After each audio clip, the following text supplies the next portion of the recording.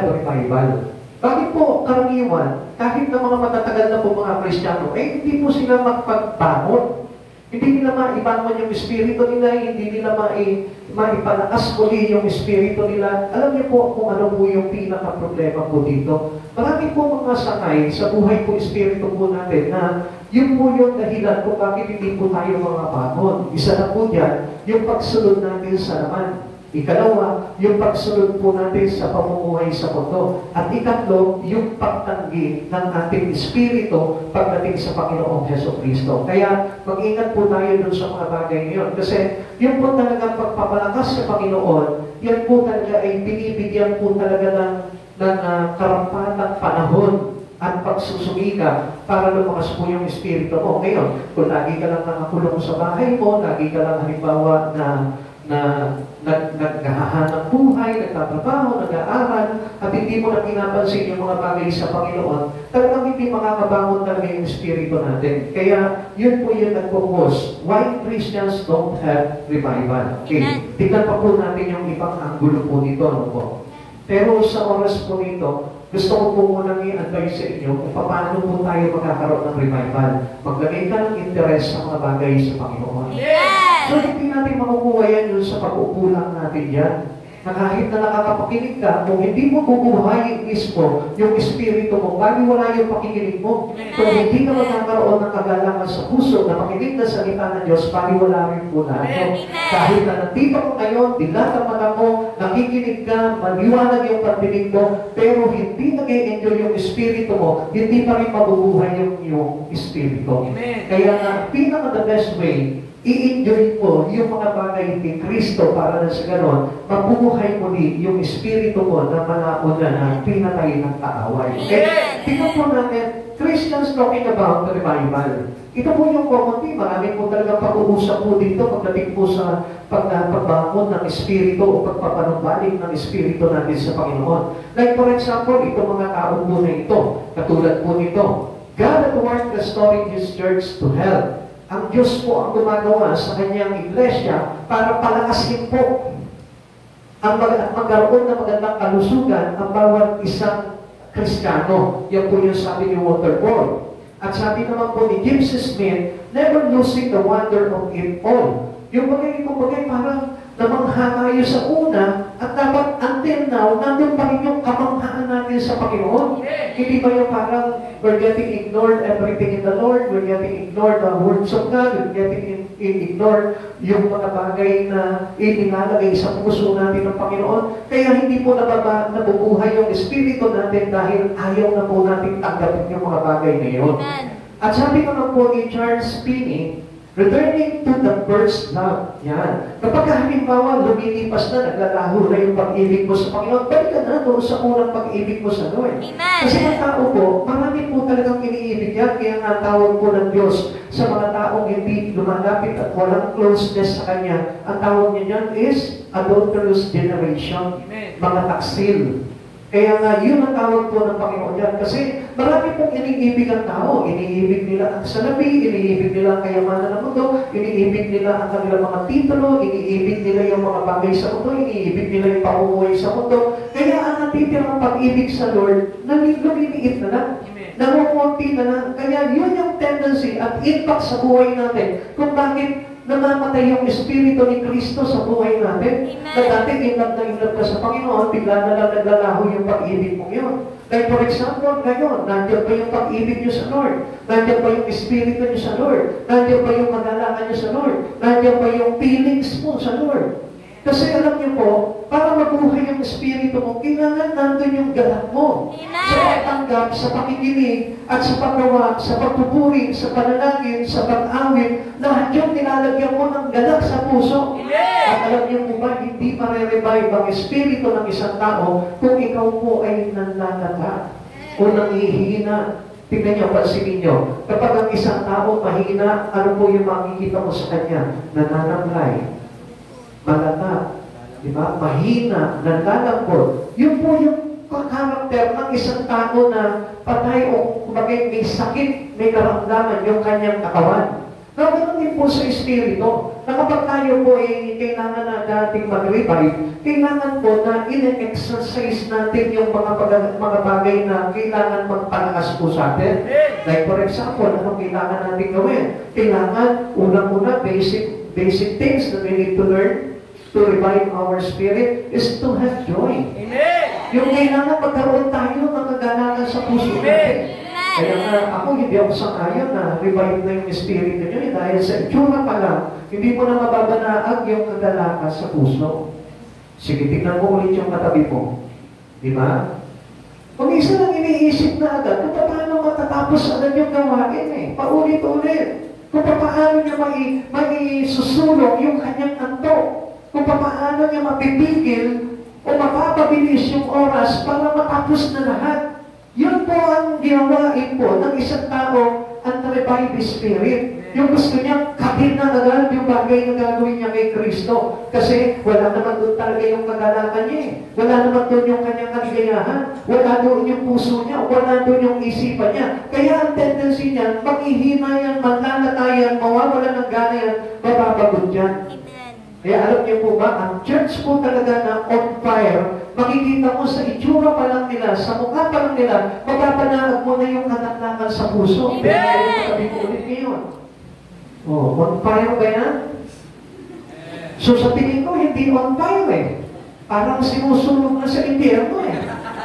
Dahil nawawala lang yung, pag nawala ka ng interest na mga bagay sa Panginoon, ang tendency mo, impyerno na. So, hindi po ako mahatol. Kaya lang, ganun po yun eh. Yung ibig sabihin nun, namamatay yung pag-ibig mo sa Lord, so ang tendency nun, paano ka pa maliligtas? You need the revival. Kaya nga, ang tanong dito, why many Christians today don't have revival? Bakit maraming mga Kristiyano ngayon hindi na makabangon? Pag namatay, patay na, tuluyan, ililibig na lang.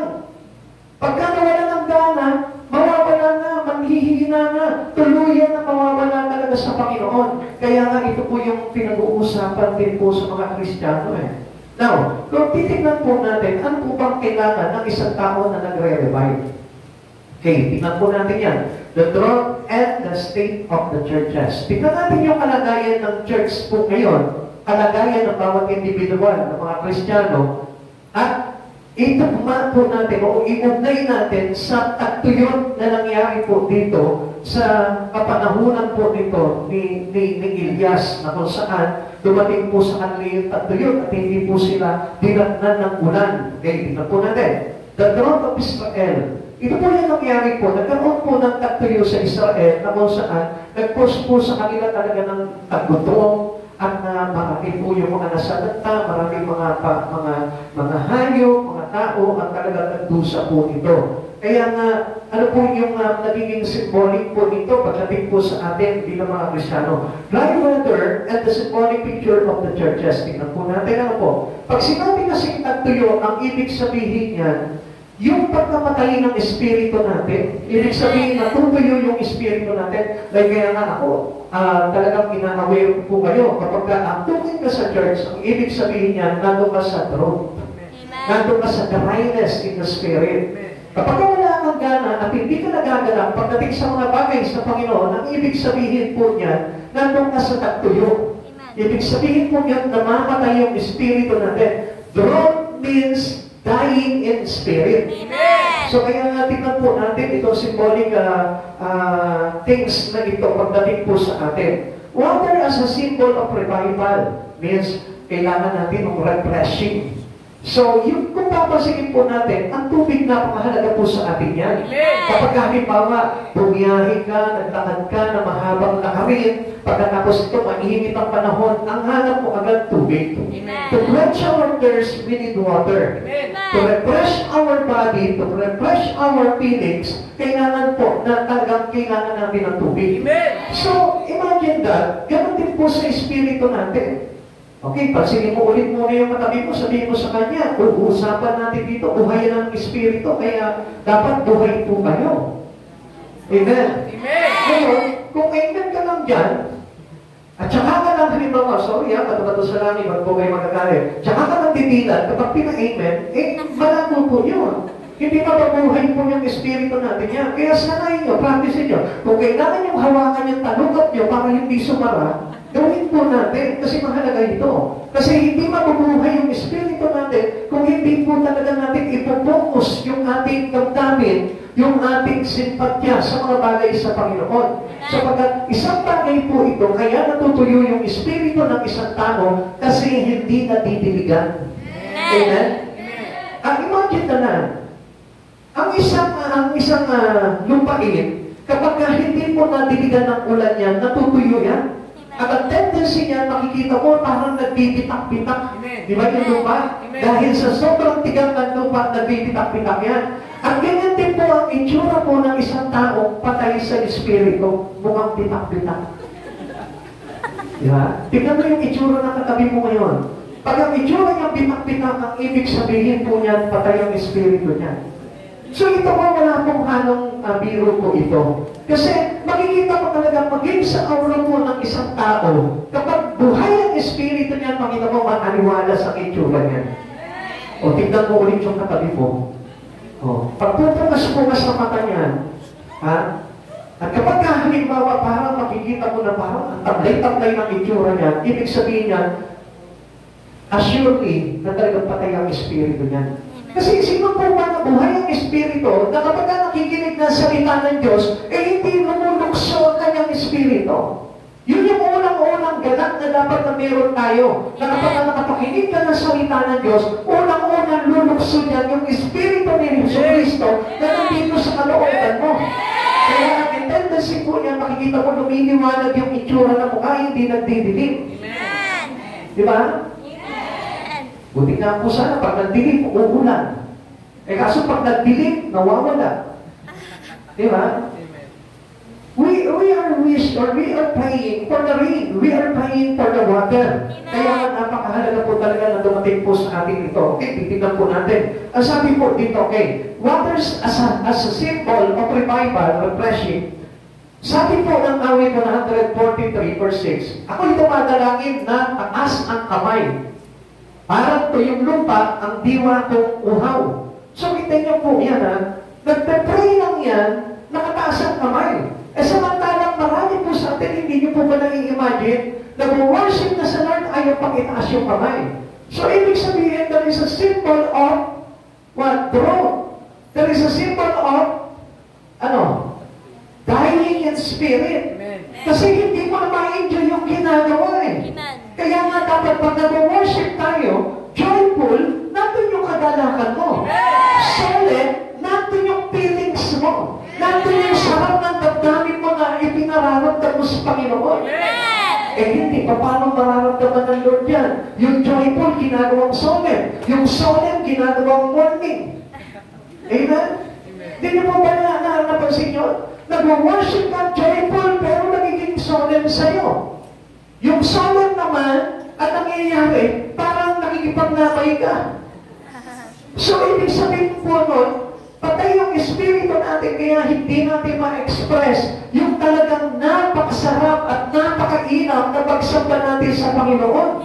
Kaya halos hindi makita, mabalag sa mukha natin, yung talagang parungtog na pagsamba mo sa Panginoon. O, tignan mo ulit yung katabi mo, pumipikit na naman ang mga mata. O, so ibig sabihin yan, may problema talaga. Ano? Sino po matitiyang antukin? Aminin na po natin. Pagka tayo po antukin tayo sa gawain, meron pong problema sa espiritu. Kahit na meron kang nararamdaman, kahit na sabihin natin, medyo you are old enough, o sabihin po natin na puyat ka, meron pa rin pong problema po doon. Kasi ang unang-unang gagawin talaga sa atin ng kaaway is to get our attention out of Christ Jesus. Yung makuha niya yung ating mailabas niya yung attention natin para hindi ka makapakinig at hindi matibay yung espiritu mo. Ang problema po niyan. Okay, tingnan po natin ulit. Sabi po ng awit 42 verse 1, kung paanong batis ang siyang hanap ng isang usa, gayong hinahanap ang Diyos ng uhaw kong kaluluwa. So, ibig sabihin po niyan, kapag nakikinig ka ng salita ng Diyos, doon parang nandun na agad yung interest mo. Nandun na yung thirst and hunger sa words of God. Amen. Nandun na yung parang yung espiritu mo, talagang nagiginhawahan na. Amen. Okay, tuloy pa po natin. Sabi naman po ng John chapter 7, verse 38. Ang sumasampalataya sa akin ayon sa sinabi ng kasulatan, mula sa kanyang puso ay dadaloy ang tubig na nagbubuhay, nagbibigay buhay. So how come na mawawalan ka ng gana pagdating sa Panginoon? Kung dumadaloy sa iyo yung tubig which is the Spirit of God itself, which is the Spirit of Jesus, which is the Holy Spirit in you. Kapag nag-overflow yung Espiritu ni Kristo sa puso mo, hindi pwedeng mamamlay ka, hindi pwedeng mahina ka, hindi pwedeng malungkot ka, hindi pwedeng galit ka, hindi pwedeng masama ang loob mo. Why? Because yung overflowing Spirit ni Christ sa buhay mo, kapag nagkaroon po ng pagkakataong makapakinig ng salita ng Diyos yan, nag-overwhelm yan. At nararamdaman mo yung sarap niyan. Uy, tanongin mo ulit yung katabi mo, parang hindi tinakablan. Kapatid, nagbubuhay tayo ng Espiritu. At ang hangad sa atin ng Panginoon, mabuhay yung Espiritu natin. At huwag natin gawin biro po ito. Ngayon, gusto ko po na malaman po ninyo, dapat ang isang Kristiyano, kung ikaw totoo kang Kristiyano, hindi tayo dapat nakikitaan ng taglay sa harapan ng iglesia ng ating Panginoon sapagkat nandun tayo sa kabanalan ng Diyos and we honoring the King of Kings in our life. And you must know that we need to be what? To honor God in our life. Ibig sabihin po nito, dapat makita po sa atin yung respeto natin sa Lord, makita sa atin yung kagalakan natin, we express our love for Jesus, at we never neglect anything in God. At kapag alam niyo po ba, kapag ang katayuan natin, ay hindi natin talaga natutunan kung paano po talaga yung totoong pagsamba sa Panginoon. Alam niyo po, magkakaroon ng malaking impact po yan sa buhay ng Espiritu po ninyo. Na kalaunan, hindi tayo masasalba ng Panginoon. At yun yung magiging cause kung bakit hindi na mabuhay-buhay yung Espiritu mo. Bakit? Kasi sinanay mo na sa ganyang kalagayan yung Espiritu mo. Sabi po dito, out of our heart, flow the Spirit of God, the water that gives us joy. Ibig sabihin po nito, the Holy Spirit itself, yun po yung mararamdaman natin po niyan. Now, sino po ba tao na patay na hindi mabubuhay kapag pinasukan siya ng Espiritu ng ating Panginoon? Even the death, literally death, kahit patay yan, pag pinasok ng banal na Espiritu Santo yan, mabubuhay yan. Now, how come that you are a Christian, pero hindi ka mabuhay sa gawain? How come that you are a Christian, pero hindi ka magkaroon ng joy sa gawain? How come that you are a Christian, pero hindi ka magkaroon ng kagalakan sa puso? Amen. So, ibig sabihin po dito, we only pretending that we are a Christian, having nothing, the Holy Spirit. Kung bagay tayo'y nagiging Kristiyano lamang sa panlabas, sumanit sa panloob, hindi kinantatahanan ng banal na Espiritu ng Diyos. Don't live for water refreshing. Na kapag namamatay na yung Espiritu natin, kailangan natin ang Espiritu ng Diyos. We need the presence of the living God. We need the fountain of the living God. Kung titignan po natin dito, para buhayin po natin yung Espiritu natin, huwag kang malungkot, huwag kang matamlay, huwag kang antukin, huwag kang mandata, huwag kang kapagod. Siglahan mo yung buhay mo. Pag sabi mo nga sa katabi mo, magkaroon ka ng overjoy. Magkaroon ka ng overjoy! Ang saya niyo naman talaga, magkaroon ka ng overjoy. Parang walang kagana-gana, pati sa pagsasalita. Kapatid sa Panginoon, hindi po tayo nagbibiro sapagkat ang kalagayan po ng isang patay na espiritu ay kailanman hindi magkakaroon ng buhay na walang hanggan. Kaya we need to revive our spirit or else talagang ibibigay mo na lang kay Satanas yung buhay mo pagka hindi ka nabuhay. Kaya tignan po natin. Refreshing rain and why it is not falling or open regularly. Yan. Ito yung karaniwan. Nasa church po mismo, bakit hindi inaabot ng ulan? The many churches today, hindi na po tinaratingan ng ulan. Which means the presence of God, which means the Holy Spirit, which means the Spirit Spirit of Christ Jesus, bakit hindi na dumarating? Yan po yung regularly na nararanasan ng mga church ngayon. Pwede mo ba tanongin yung katabi mo, bakit hindi ka na dinaratingan ng presensya ng Lord? Bakit hindi ka dinaratingan? Tingnan mo siya ay para malaman niya na siya talaga yung kinakausap mo. Come on!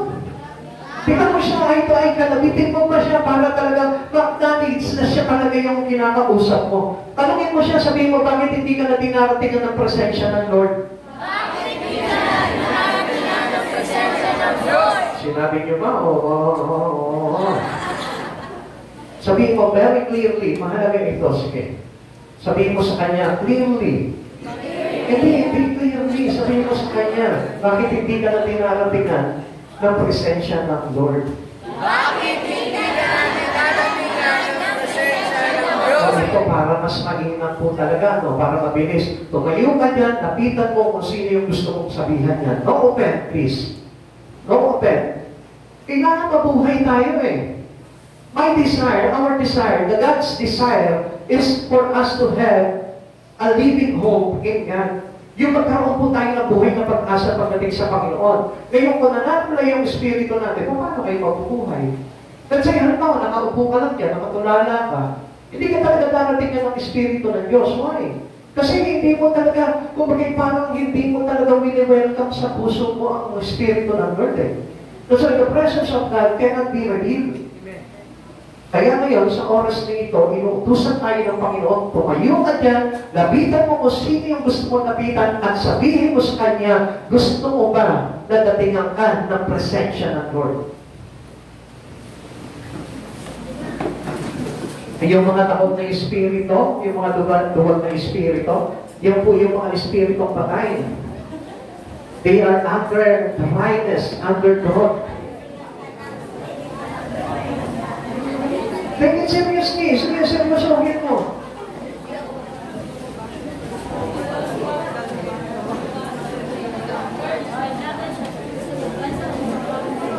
Sige, kausapin mo siya ng masinsinan. Kung sino yung nararamdaman mo dito, out of your courage, sabihin mo sa kanya, bakit hindi mo na nararanasan ang presensya ng Lord? Kasi if you feel the presence of God, you're still lively. Buhay yung Espiritu mo.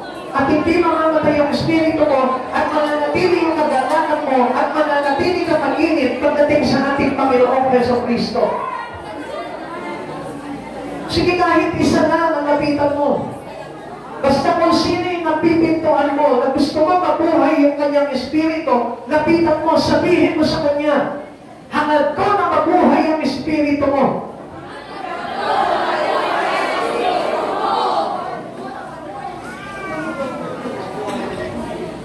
Okay na, kung nasabi mo na, kung may napagsabihan ka na, praise the Lord, pwede na po tayo maupo. And I hope the rain will come into you. Nais ko po na italangin sa Panginoon na dumating ang ulan sa buhay mo. So pagka alam nyo, ang Panginoon mismo, ayaw niya talaga na mamatay tayo. Dryness or drought means dying spirit. So, ang ibig sabihin nun, kapag namamatay na yung iyong mga interest pagdating sa Panginoon, ibig sabihin, nandun ka na po sa dry season. Nawawala na po yung Espiritu ni Christ sa buhay mo at yung presensya ng Lord ay hindi mo na mararanasan sa buhay natin. Now, tingnan niyo po, refreshing rain and why it is not falling or open regularly. Bakit po hindi na po natin nararanasan po ito regularly? Una, number one, makinig po kayo dito. Una, Christians do not have revival because they do not pray for it. Hindi nila pinapanalangin. You know why? Alam niyo po kung bakit hindi nila pinapanalangin to revive their spirit? Because they thought that their spirit is alive. They thought that their spirit is nothing wrong. Iniisip nila na wala namang problema sa espiritu ko. Iniisip nila na buhay naman ang espiritu ko. Iniisip nila na maayos naman ang kalagayan ng espiritu ko. Pero, the question in here, bakit wala kang gana sa mga bagay sa Panginoon? Amen. So, meaning, kapag wala kang gana pagdating sa mga bagay sa Panginoon, ang ibig sabihin niya, the Spirit of God itself in you, wala na. namatay na. Kaya nga, yung Espiritu na yun na nagtutulak sa atin para makagawa ka sa Lord. Yun yung nagtutulak sa atin para magkaroon ka ng joy. Yun yung nagtutulak sa atin para magkaroon ka ng interest sa mga bagay sa Panginoon. Okay, bigyan ko po kayo ng example po dito. Bakit kung minsan hindi na po tayo nakikiisa sa mga bagay sa Panginoon? Because you have a dying spirit. Amen. Hindi niyo po ba naman napapansin? Sa buhay po ng tao, kapag ka ang isang tao mamamatay na, makikita mo pa ba yan na nagpa-party? Kapag halimbawa naghihingala na yung isang tao, agaw hininga na, makikita mo pa ba yan sa mga birthday party, sa kasalan, sa kainan, sa handaan, sa piyestahan? Makikita mo pa ba yun? Hindi. They are already separated. Bedridden. Nandun na lang siya, nakahiga na lamang siya, at wala na siyang ginagawa. Amen? Amen. And that was literally a dying spirit, patay. Amen. Kaya nga hindi na makabato ng amen. Kaya nga hindi na makaresponse na may kagalangan. Hindi na makapalakpak sa Panginoon. At hindi niya na makayang kausapin yung mga tao nagsishare ng words of God. Amen. Yun yung problema po natin. And you must offer a prayer to God para na sa ganun ma-revive po yun. Amen. Ikaw mismo personally, kailangan tumulong ka sa Panginoon. Lord, buhayin mo yung Espiritu ko. Lord, ayoko manatiling patay. Lord, gusto ko na mabuhay ako. Pero without doing it personally, I tell you, kahit nagsalaksang anghel na manalangin sa buyo, sa iyo, gusto ko malaman mo, hindi ka mabubuhay. Amen. It is personally pray for the Lord. Ikaw mismo, Lord, gusto kong sumigla ang buhay paglilingkod ko. Lord, gusto kong sumigla ang prayer life ko. Lord, gusto kong sumigla ang paglilingkod ko sa Panginoon at pag-church ko. Pinagpipray po yan. Amen. Kadalasan ang gusto lang natin sumigla yung bulsa natin eh. Kasi yun yung laging laman ng prayer natin. Alam niyo po ba? Kapag yung material na bagay lamang ang lagi mong pinapanalangin, you have a dry spirit. Amen. And you need revival. Kapag halimbawa, ang gusto mo lang, ipag-pray palagi sa buhay mo, pagpalain mo naman kami. Lord, makatapos yung anak ko. Lord, magkaroon kami ng magandang negosyo. Lord, kumita kami ng malaki. I tell you, you have a dying spirit. Amen. And you need revival. Pag wala ka nang ipinag-pray, kundi yun na lamang bagay sa buhay mo, materially, physically, I tell you, there is something wrong in your spirit. Amen. And you have nothing already, the Spirit of God in you.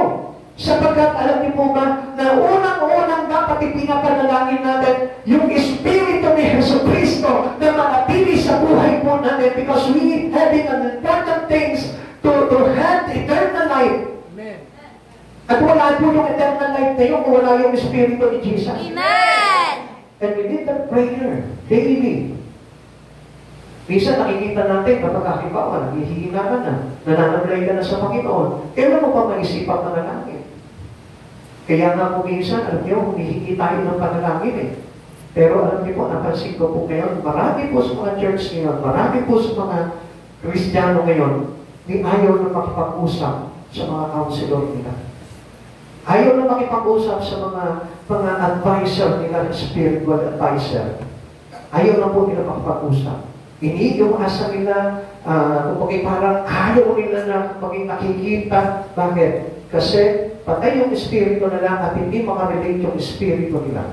They don't want them to have a lively spirit in God. Kasi alam niyo po kung bakit? Ang patay ng espiritu, iba po yung kinagigiliwan niya. Ang kinagigiliwan niya yung mga bagay lamang na gusto niya. Amen. Kaya hindi niya napapansin. Kapag umawak na po ng cellphone niya, makikita mo, enjoy na yan, galak na yan. Diba? Kasi nandun yung buhay niya eh. Pero kung ang Espiritu ng Diyos ay sumasa iyo, unang-una na dapat na magkaroon ka ng kagalakan sa mga bagay patungkol sa Panginoon. Amen. At kung wala po yun, you need to pray for it. Amen. Kailangan panalangin ka at ipanalangin mo yung bagay na yun. Amen. Minsan sinasabi natin, nakapag na naman sa gawain ng Panginoon na may lakad ako. Alam niyo po ba kung anong ibig sabihin nun? Your spirit is dying. And you need revival. Kailangan hindi masasagasaan yung mga bagay na ginagawa mo. If you have a lively spirit, kung meron kang buhay, kung meron kang espiritu na malakas, I tell you, hindi mo papahintulutan na sagasaan yung mga bagay sa Panginoon because yun yung nagbibigay sa iyo ng kalakasan sa espiritu. And this is how we revive our spirit. Kaya huwag kang papayag na kapag yung halimbawa yung ministry mo ay nawawala sa iyo, ang ibig sabihin niyang patay ka na. Amen? Amen. Marami sa atin nagsasabi dito, ay pray naman, pastor eh. Lagi naman ako nagpe-pray, pastor eh. Every morning, every evening, nagpe-pray ako, pastor eh. Pero paano, ano po ba nangyayari sa prayer natin? Okay, ito po yung mga panalangin po, mabisa natin. Their prayers. Una, they pray but open without feelings. Sabihin namin lang, wala sa puso yung kanilang panalangin. Walang damdamin.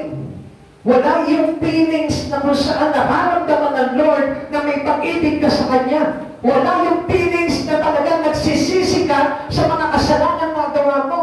Wala yung feelings na talagang nagre-repent ka dahil nagkulang at nagkamali ka sa Lord. Amen? Amen. There is no feeling. You pray but there is no feeling. Ano ba? They pray but open without faith. Nananalangin ka, wala ka naman pananampalataya.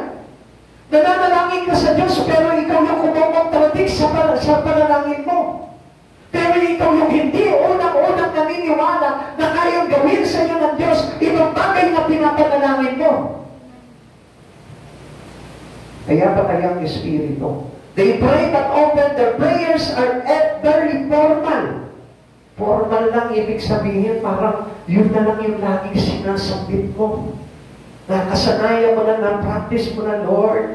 Balutin mo kami ng iyong banal na lugo. Ilayo mo kami sa kapahamakan. Lord, papalain mo ang aming espiritu. Puro ganun na lamang po yung panalangin natin. Kumbaga, parang formality na lang ang panalangin mo. Amen? Amen. And last, they pray to keep the church going. But you pray specifically for revival. Lord, i-revive mo naman yung church natin. Lord, i-revive mo naman si ganito. Lord, i-revive mo ako. I-revive mo lahat kami. Buhayin mo kami lahat sa Espiritu. How many of you praying for a great revival of this church? Siguro makawala na. Dahil pinagpapray na lang natin, Lord, dalangin ko, makakakin kami ng maraming kaluluwa, Lord. Dalangin ko, Lord, na magbalik sa ministry niya si ganito. Pero, specifically, hindi naman natin nais talagang mabuhay yung tao na yun. Pinababalik lang natin sa ministry, pero hindi naman natin pinray sa Lord, Lord, buhayin mo yung kanyang espiritu. Para na sa Lord, pagbalik niya sa kanyang ministry, Lord, maging lively siya, maging magalak siya, magkaroon siya ng lakas para mapagtagumpayan niya, mapagmuha niya yung kanyang ministry. Alam niyo, natutuwa na ako kapag halimbawa last time, nung si sister Cynthia po, nag-chat po sa akin, no, nagtanong siya sa akin. Alam niyo po ba yung ganong klase po ng chat? Yun po yung may desire na mabuhay yung kanyang espiritu.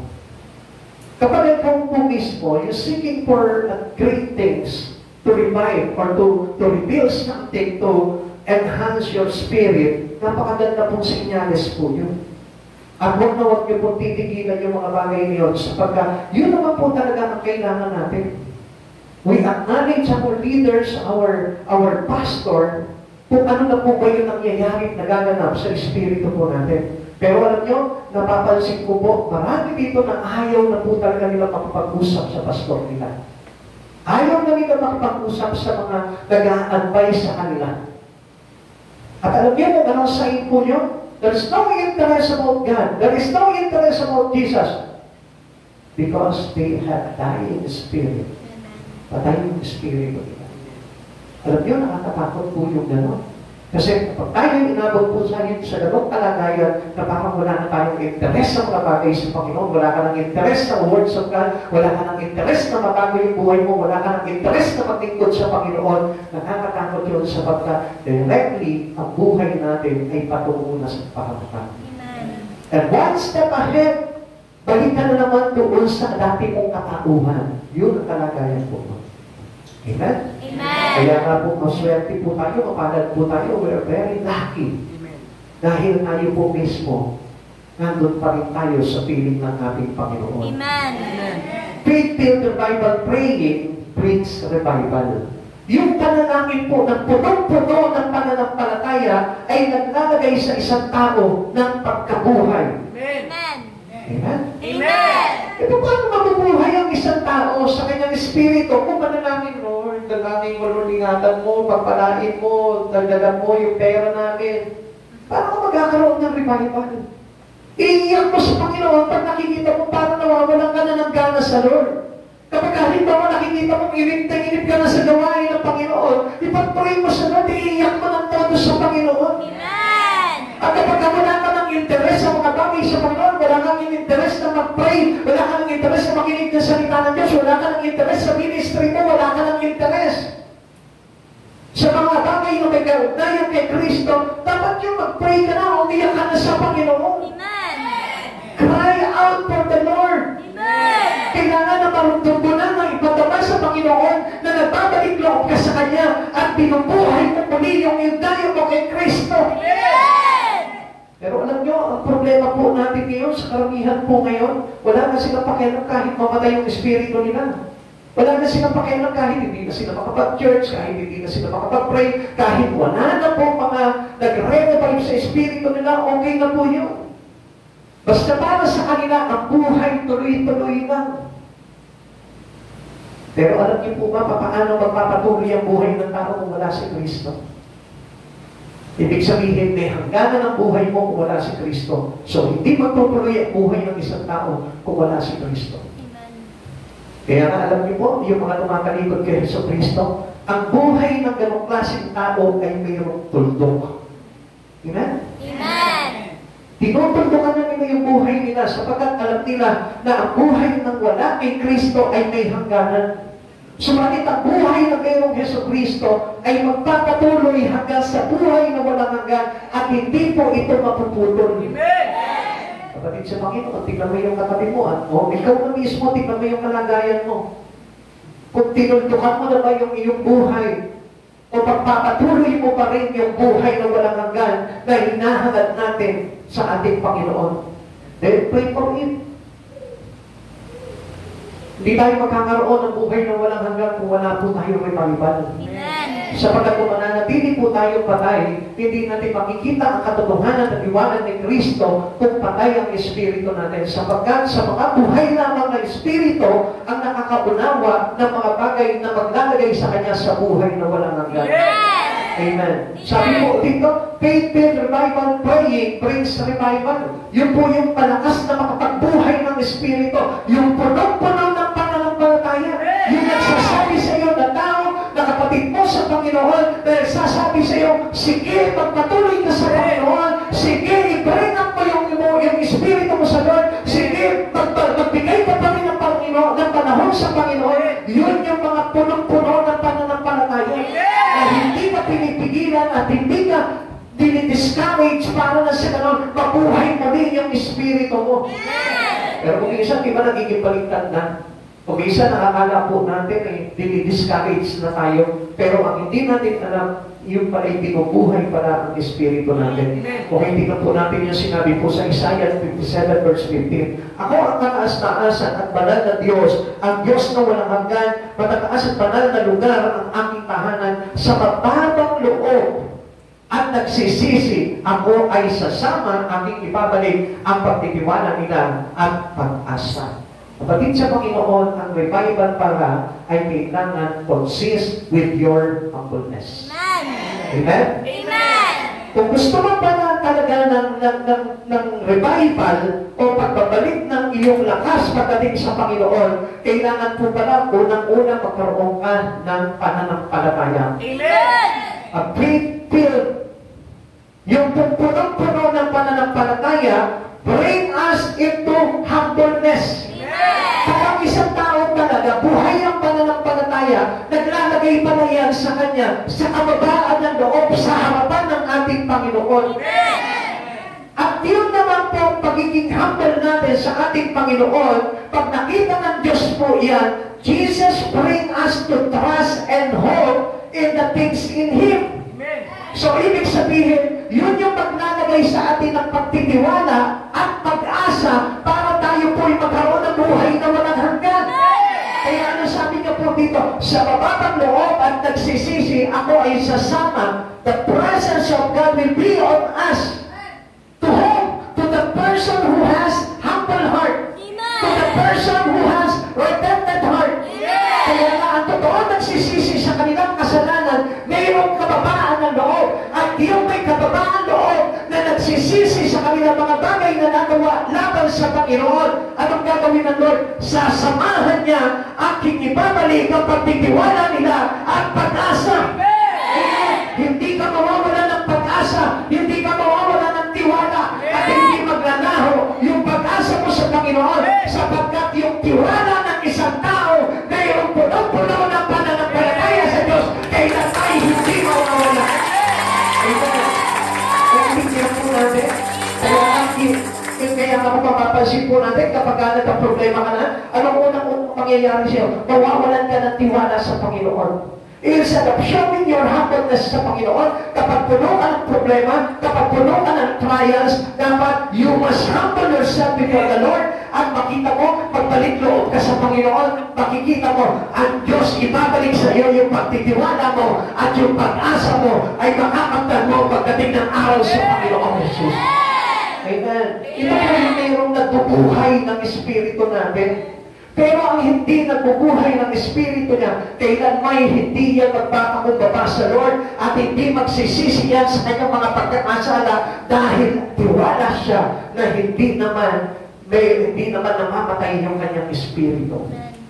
Pati ito po, yung pinakamalubhang kalagayan, this is a critical conditions of a Christian. Yung hindi niya nakikita na mayroong depression yung kanyang Espiritu. Unang-unang sign na meron pong mali sa espiritu natin, yung paglalabig mo sa Panginoon. At yung paggawa mo ng mga kasalanan na hindi pinagsisisihan. Napakalaki po ng problema po niyan. Isa pa ba na napakalaking problema ng espiritu ay yung ayaw mo na at tuluyan mo ng kinakalaban ang Diyos sa buhay mo. Imagine, you said, halimbawa, nagalit ka sa Lord dahil lamang sa isang bagay. Ang ibig sabihin po nun, patay ang Espiritu nun. Bakit? Kasi hindi ka magagalit sa Panginoon kung buhay ang Espiritu mo. Na kahit na anong sabihin mo, kahit anong pagsubok at dumating sa buhay mo, wala kang sisisihin dahil alam mo na ikaw mismo ang nagkamali sa harapan ng Panginoon. Kaya nga anong sabi na doon? Sa bababang loob at nagsisisi, ako ay sasama. Ulitin po natin, sa bababang loob at nagsisisi, ako ay sasama. Anong ibig sabihin nun? Pag mayroon kang panghihina, pananamlay, panlalamig sa Espiritu, ang ibig sabihin pala yan, kailangan mo magsisi at magbalik loob at magpakumbaba sa Panginoon para na sa ganun, ma-revive yung Espiritu mo. Pero kung sinasabi mo, wala naman akong pagkukulang sa Lord, okay naman ang Espiritu mo, wala naman akong kasalanan, sila may kasalanan, I tell you, kailan ka sasamahan ng presensya ng Diyos. Amen. And without the presence of God, we cannot revive your spirit. Amen. Kung hindi tayo sasamahan ng presensya ng Lord, paano mo mabubuhay muli ang Espiritu mo? Kaya nga hindi niyo po napapansin, marami po mga Kristiyano ngayon, mas pinipili yung kanilang gusto kaysa sa presensya ng Lord. Kung minsan galit sila sa presensya ng Lord at ang pinipili nila yung personal na gusto lamang nila sa sarili nila. Okay, tukuyin natin. Halimbawa, wala kang pera, mas pipiliin mo yung pera kaysa sa presence ng Lord. Don't you ever know, yung pag-charge mo, yun yung paglalagay ng presensya ng Lord para ma-recharge yung ating o ma-refresh yung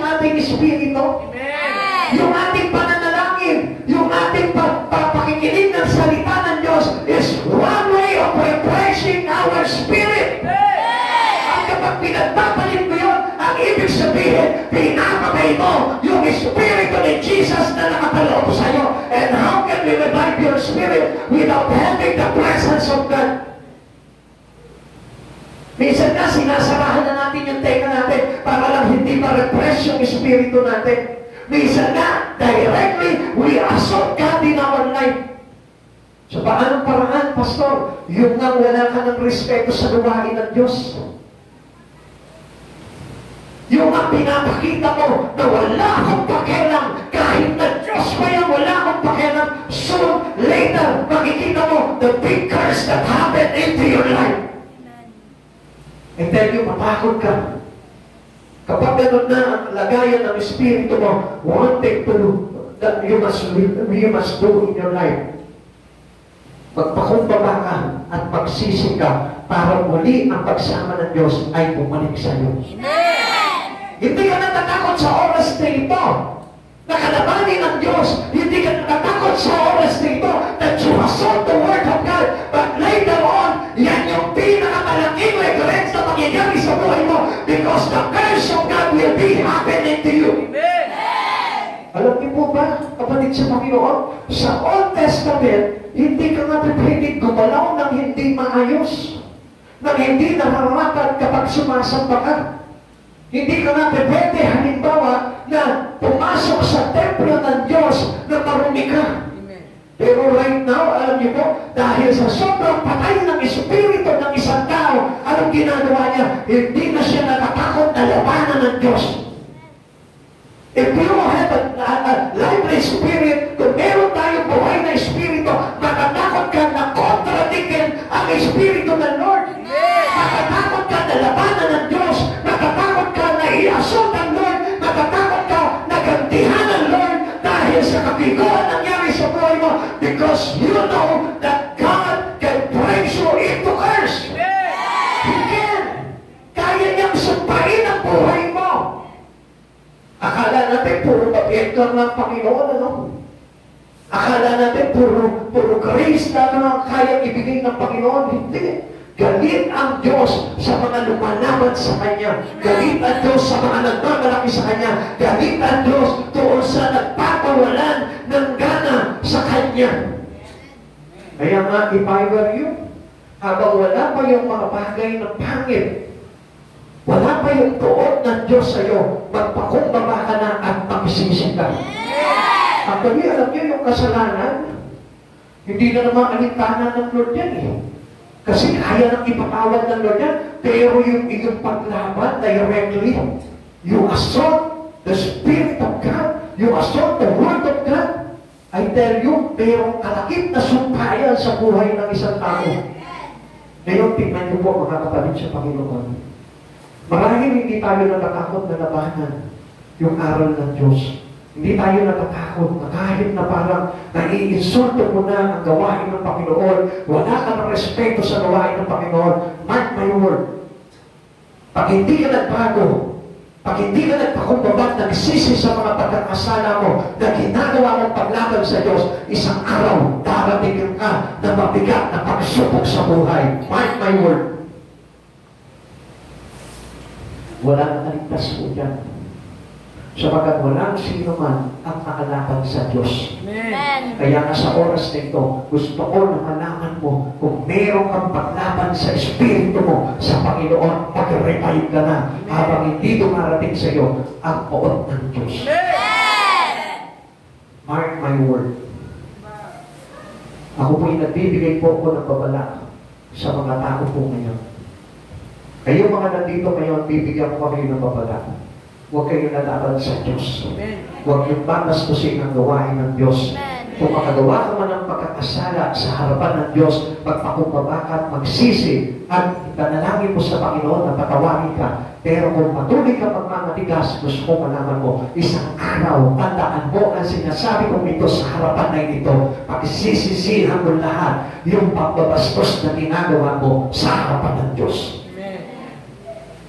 Bakit po hindi ma-revive ang mga Kristiyano po ngayon? Dahil Christians do not have revival because they do not expect it. Ayaw na nila eh.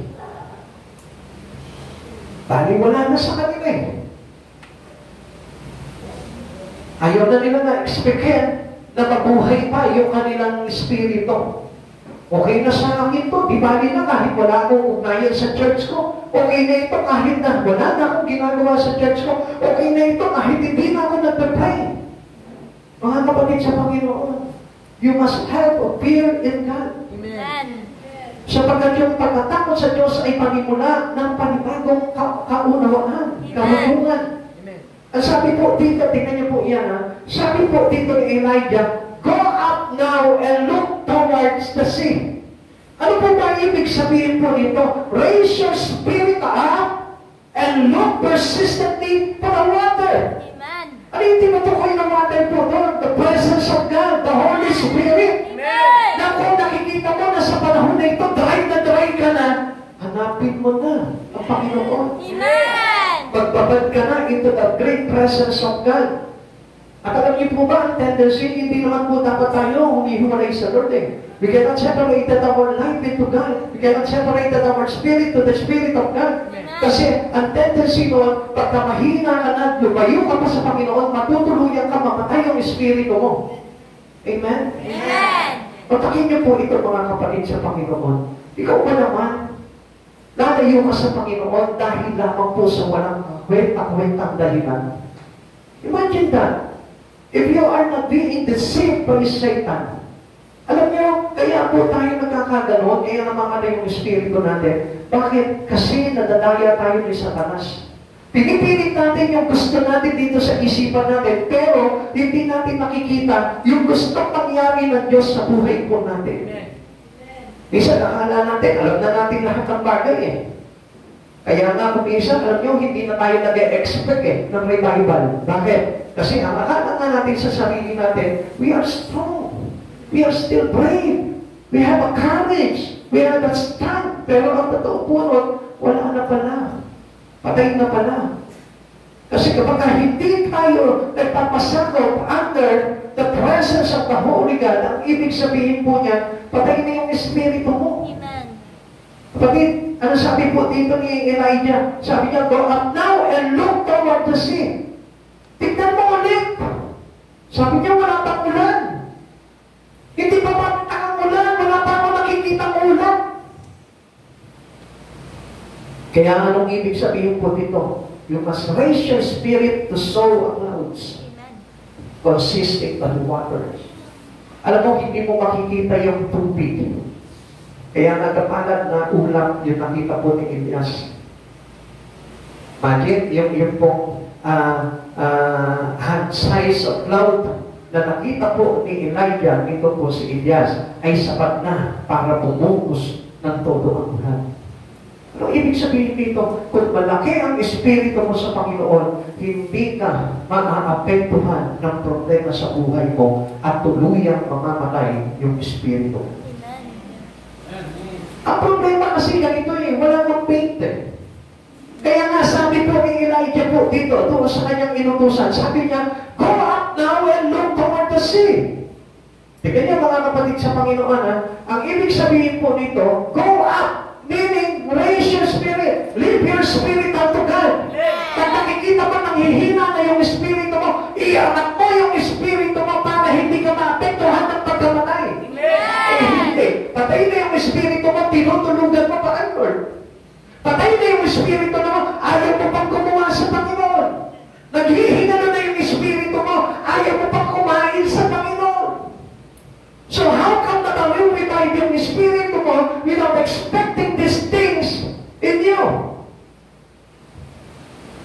Expectin mo na kapag gumawa ka sa Panginoon, lalakas yung espiritu mo. Kapag nag-church ka, lalakas yung espiritu mo. Eh kaso, gumagawa na tayo sa Panginoon, ayaw niya pang ibigay yung todo, yung paggawa niyo. Nag-church ka na, tinutulugan mo pa ang Lord. Nag-church ka na, wala ka pang gana sa Panginoon. Alam niyo, ang Diyos gusto kang i-revive. Kaya lang ang problema, ikaw na mismo. You must look for the water. You must look towards the sea. Alam niyo kung bakit sea yung tinignan nila, yung dagat? Bakit? Kasi yun yung pinagtungkulan ng tubig At ang dapat na hanapin natin dito, yung dagat na tinutukoy po dito, no other than but yung pinanggagalingan ng Espiritu ng Diyos, yung Diyos mismo. Amen! Amen. Amen. Patay na yung espiritu mo, ayaw mo pang hanapin si Kristo. Naghihingalo na yung ministry mo, ayaw mo pang hanapin si Jesus. So how come na ma-revive yung espiritu mo without looking any sign that the water coming into you, that the Spirit of God coming to you? Paano darating yung espiritu mo? Uulitin ko, kung natutulog ka sa gawain ng Diyos. Paano darating sa iyo yung pagkabuhay ng espiritu mo kung wala kang gana sa pakikinig ng salita ng Diyos? Raise up your spirit. Amen. And look persistently for the coming of the Holy Ghost. Elijah fully expected the rain. Kaya nga, sabi niya po dito, he sent his servant to look for it. Pinadala na sabi niya po doon sa kanyang utusan, sige, wakit ka ba? Tignan mo, mayroon darating. Si Elijah, sinasabi niya gano'n, mayroon darating na ulan. Bubuhos ang ulan, bubuhos ang ulan. Minsan, ganyan ang ginagawa sa ating mga leader natin eh. Revive your spirit. Gumawa ka sa Panginoon. Make your ministry alive. Magkaroon ka ng involvement sa ministry para mabuhay yung espiritu mo. Then still, anong sinasabi mo? You are not expecting things that coming into you. Wala rin. Wala namang mangyayari sa akin eh. Kahit naman mag-dancing ako, kahit mag-wild ako, kahit mag-instrument ako, kahit mag-worker ako, wala namang mangyayari. Why? Kasi hindi tayo nag-e-expect na darating yung banal na espiritu ng Diyos. Kaya tignan mo, ang focus na lang ng tao sa problema. Bakit? Kasi ang hindi niya alam na pag dumating sa kanya ang Lord, aayusin yung problema niya. Amen. Kaya tignan mo, ano nangyayari sa isang tao kapag nakapokus sa problema, lalong namamatay. O tignan mo yung katabi mo. Pag mukhang napatay yan, ibig sabihin niya, focus sa problema yan. Diba? Nakita niyo yung tsura ng patay. Diba? Kaya ayaw mga patay, makita mo, ano sasabihin ng kanilang pamilya? Pag bigay ka pamilya, gusto ko yung nakangiti siya. Diba? Kasi pagka hindi nila pinangiti yung patay, ang pangit talaga ng itsura, no? Nakasimangot yun. Kasi di ba may kasabihan, pag nakasimangot yan, ibig sabihin niya, mayroong hindi napatawad yan. Amen? O hindi nga pala nabuhay ka pa lang, magpatawad ka na. Amen. Eh hindi, ikaw mismo, yung sarili mo, ayaw mong patawarin. Bakit? Ayaw mong isurvive yung espiritu mo eh. Kaya ngayon, magre-request ka, pag namatay ka, pangitiin ka ng makeup artist. Kapatid sa Panginoon, ngayon pala, pangitiin mo na yung espiritu mo. Amen. Tignan mo yung mga katabi mo, ang asing na mga mukha. Oh.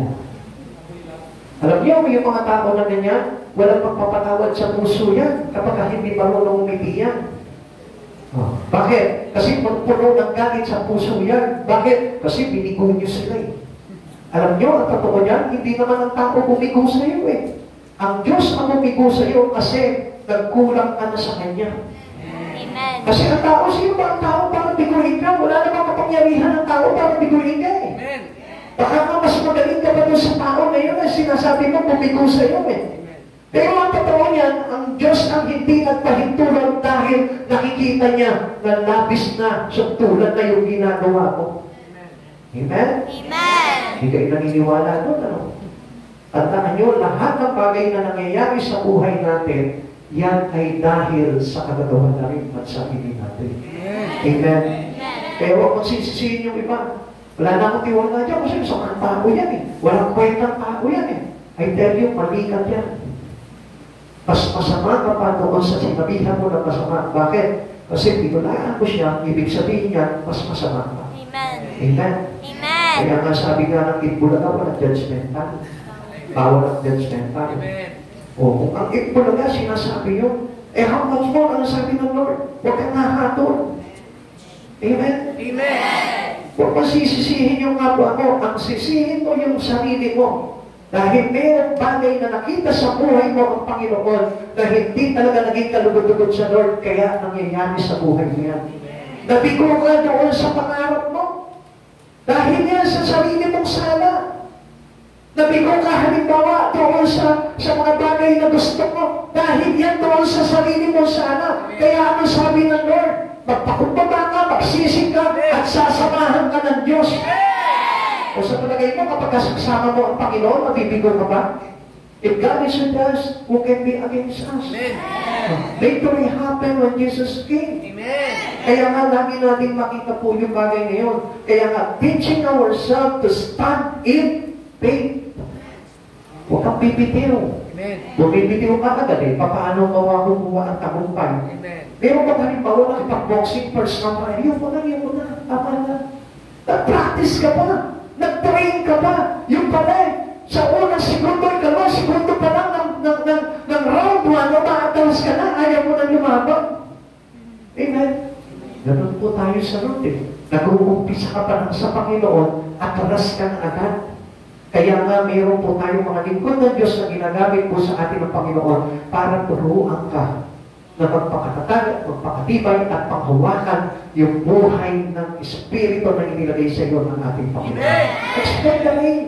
Darating po yung presensya ng Lord. What are you looking for in the church? Ano po ba yung hinahanap niyo sa church? Usually, ang hinahanap niyo sa church, yung papagaro lang sa inyo eh. At ang higit na nakikita natin at hinahanap namin sa church, yung kapulaan. Mga kapatid, tingnan mo yung katabi mo ngayon.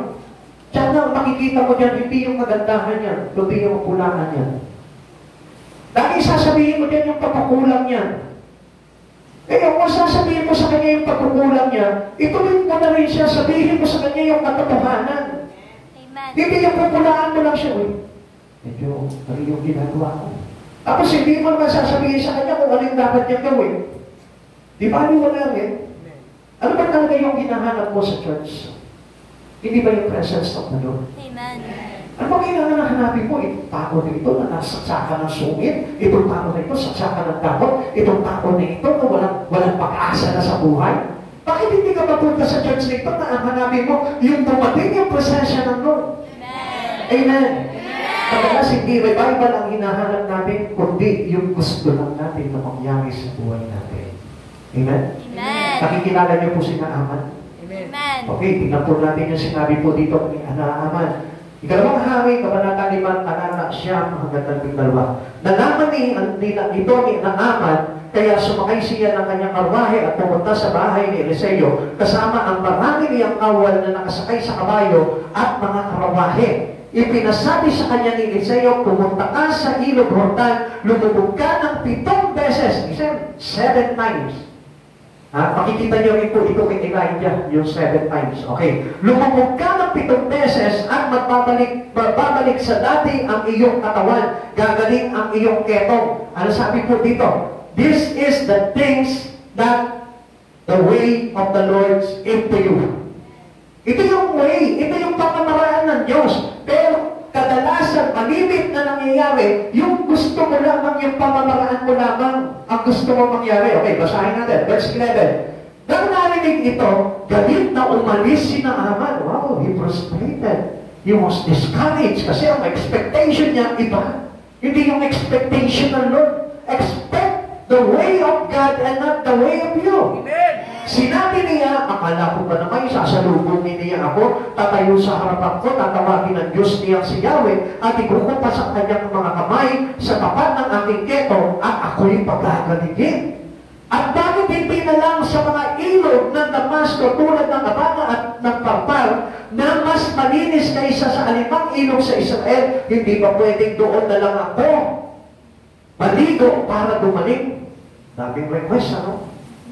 Hindi niya alam yung pamamaraan ng Diyos na hindi mo gusto ang gagawin sa iyo. Amen. Gusto namin, Lord. Please naman, ito kasi yung gusto ko, Lord eh. Lord, alam mo naman na ito talaga yung tinatangi ng buhay ko. Gusto ko siya. Hindi naman depende sa Lord eh.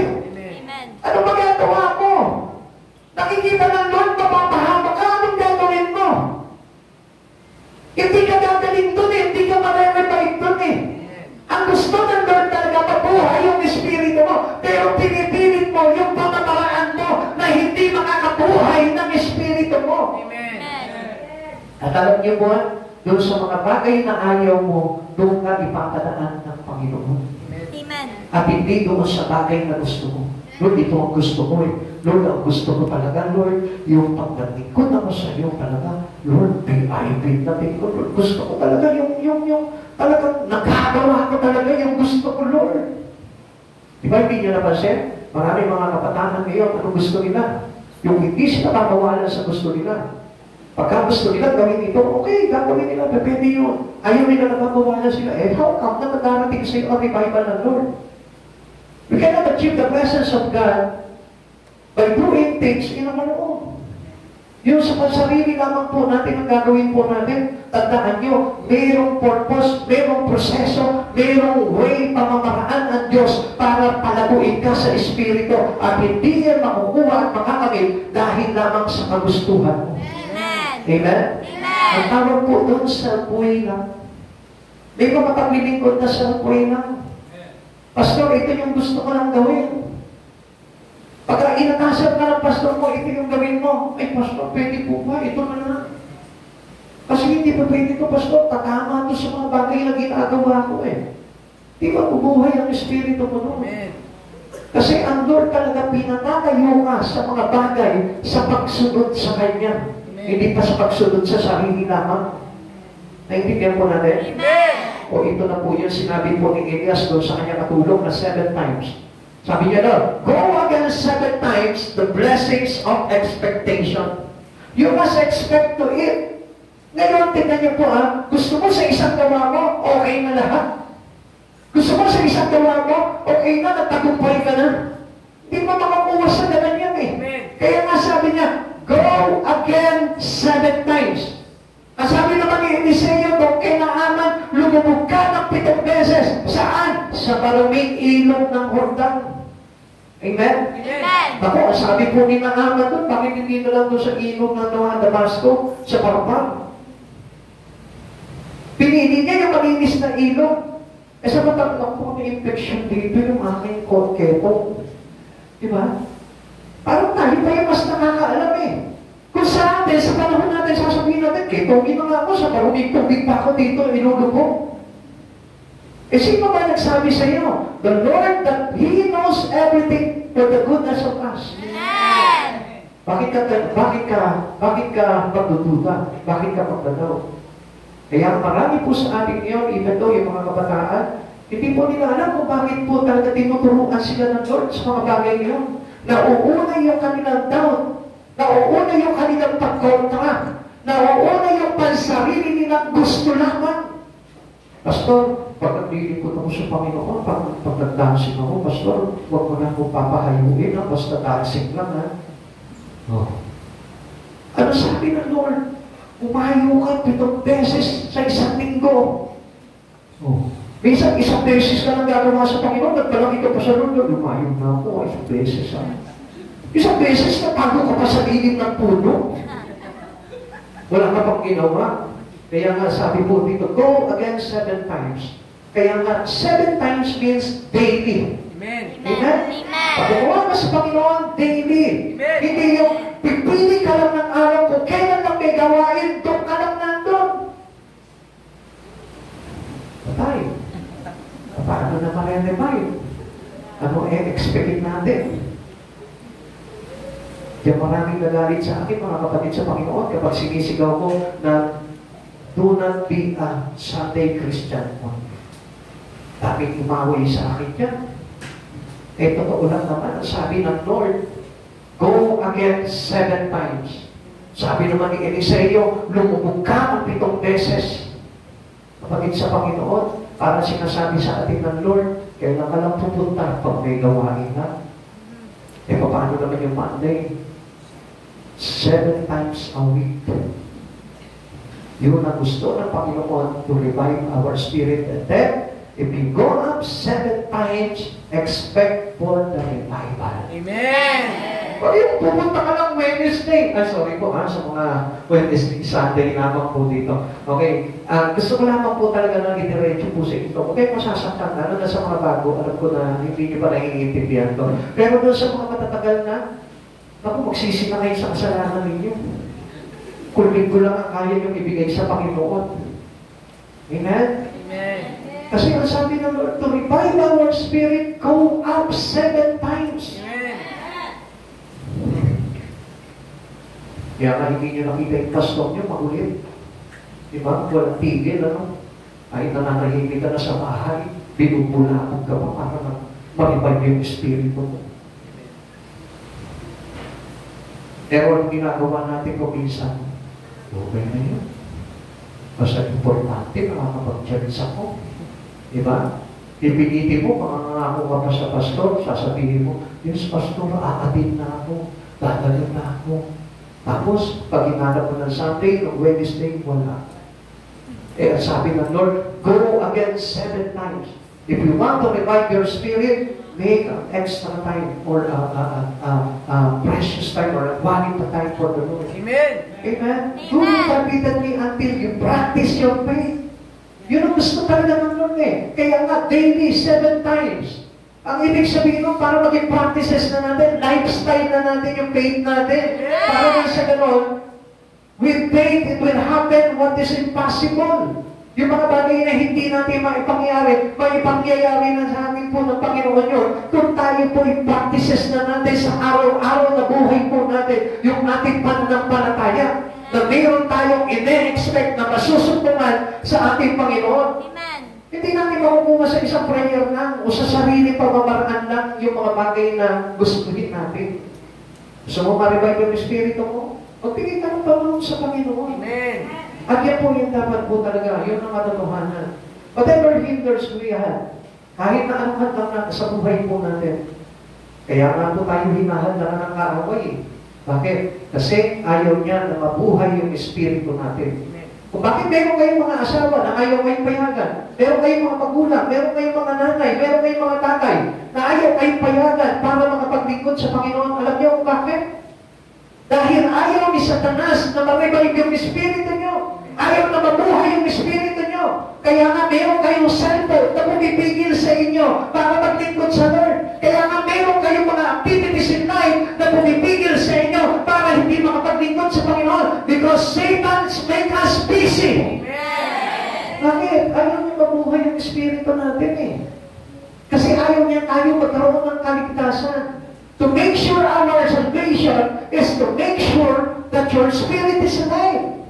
Yung makita mo buhay yung espiritu mo. Paano magiging buhay yung espiritu mo? Kung hirap na hirap ka nga magpunta ng church. Kung hirap na hirap ka nga maglingkuran ng Lord. Kung pilit ka nga na sumayaw, tumanta, tumugtog sa Panginoon. Gising niyo mga kapatid sa Panginoon. Dahil yun po yung katotohanan po doon. Pastor, paano po ako? Matanda na ako, hirap na po akong lumakad-lakad. Then, yung nga po yung pinakamainam eh. Kasi nandun ka na doon sa last journey ng buhay mo. Hindi niyo po ba naiintindihan nyo? Minsan na po katwiran po ng mga matatanda po natin, ako, hindi ko na kaya mo. Alam mo naman na talagang naiihirapan na ako bumalik sa hagdanan nyo. Diba? Paano ko makakapanig sa langit? Hagdanan pa lang, hindi makakapanig. Nakita niyo po si nanay nila, nakita niyo magkapagayod pa nga. Gusto huwag niyo magbuhatin sa iilatakak. Kaya ako nasasaktan sa bawat akpak ni nanay.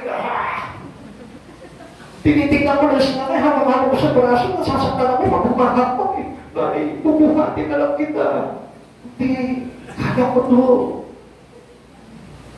Yan po yung hinahanap ng Lord sa atin eh.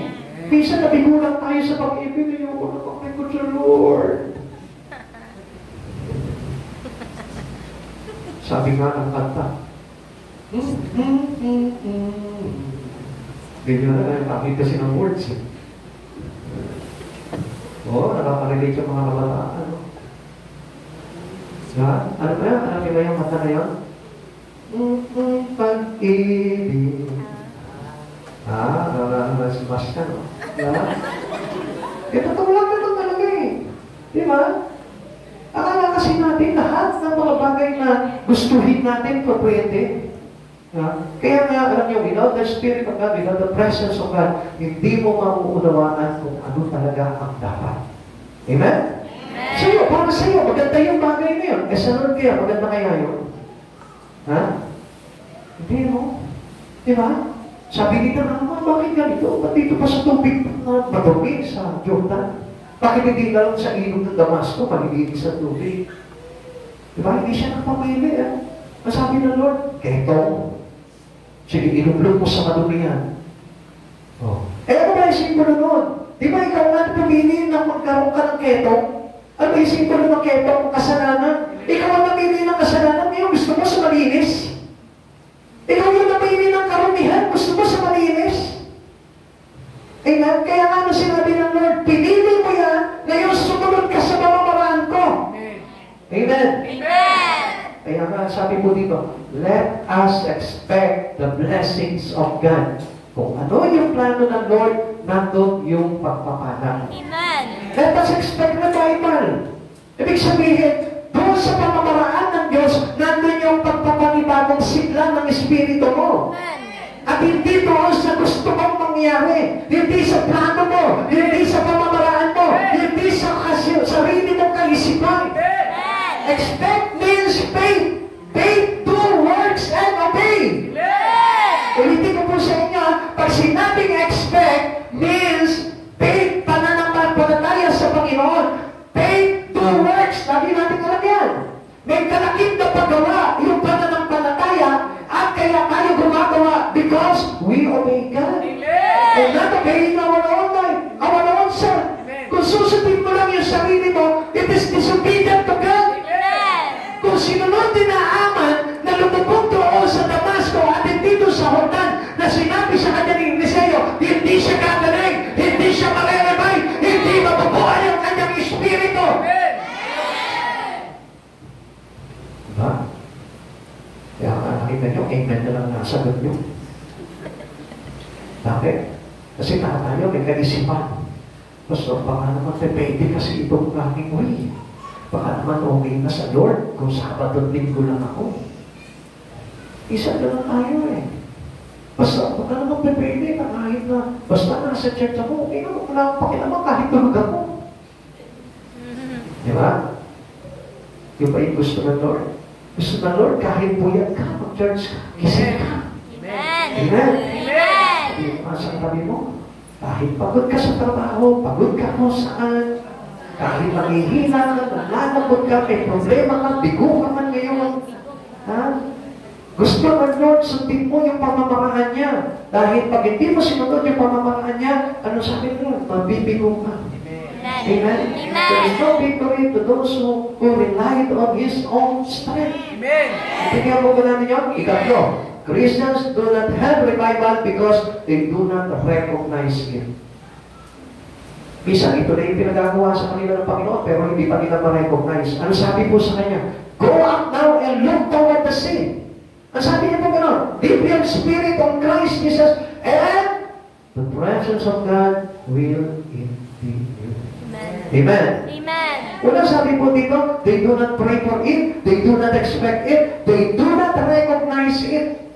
Kaya wala po tayo revival eh. Hindi mabuhay-buhay yung espiritu natin. Bakit?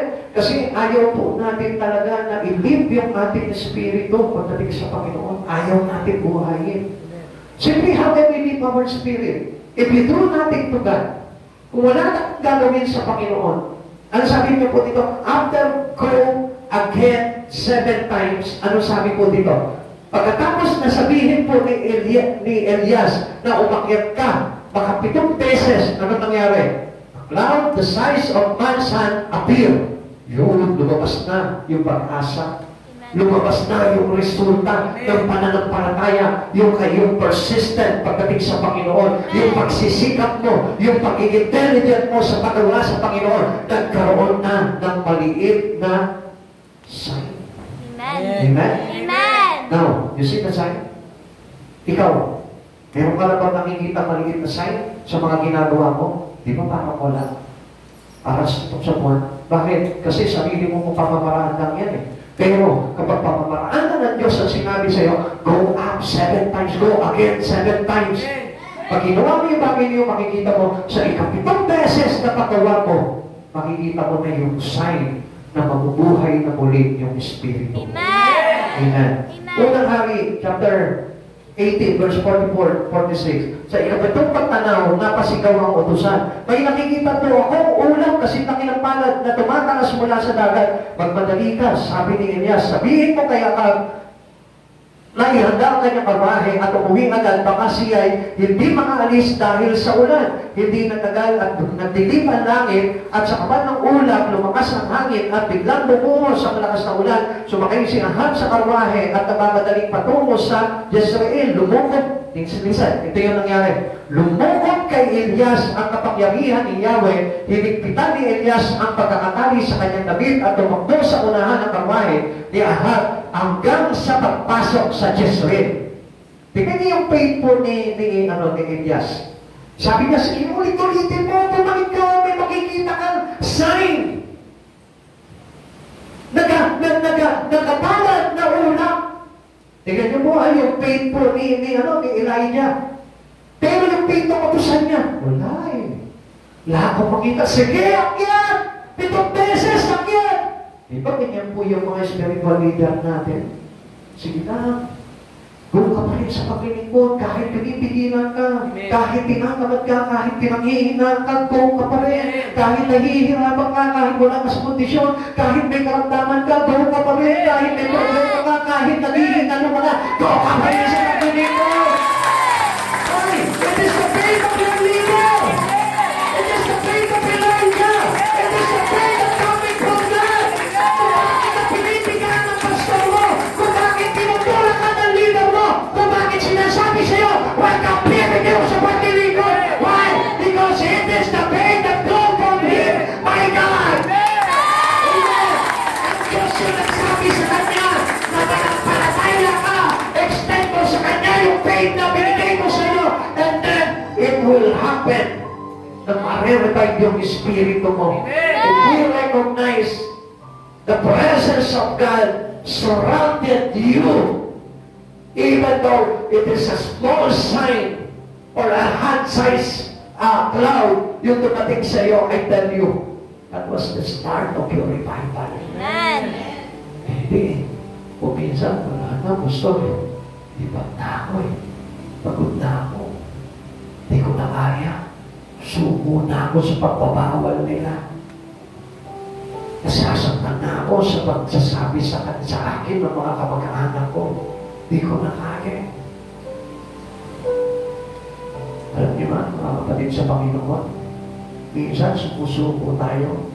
Alam niyo bakit? Kasi wala tayong tiwala sa Lord eh.